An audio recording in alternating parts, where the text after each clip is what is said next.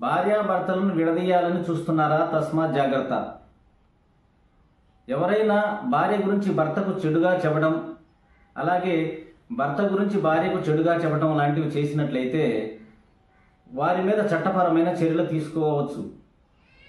ఎందుకు చెప్తున్నానంటే, ఎవరైతే భార్యాభర్తలను విడదీయాలనే ప్రయత్నంలో చెడుగా చెప్పినట్లయితే, అంటే భర్త గురించి భార్యకు, భార్య గురించి భర్తకు చెడుగా చెప్పినట్లయితే, ఆ విధంగా చెప్పినట్లు ఏమైనా ఎవిడెన్స్ ఉన్నా లేదా ఏమైనా కాల్ రికార్డ్స్ ఉన్నా కూడా వారిపైన చట్టపరమైన చర్యలు తీసుకోవచ్చు.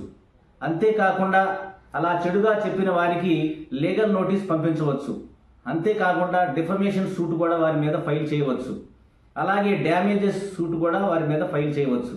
వారిపైన చట్టపరమైన చర్యలు తీసుకునే అవకాశం ఎంత మాత్రమూ లేకపోలేదు.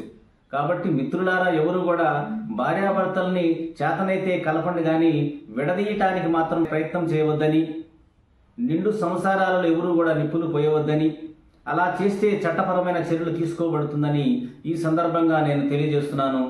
ఎందుకంటే చట్టం సామాన్యునికి తెలియాలి. జై హింద్.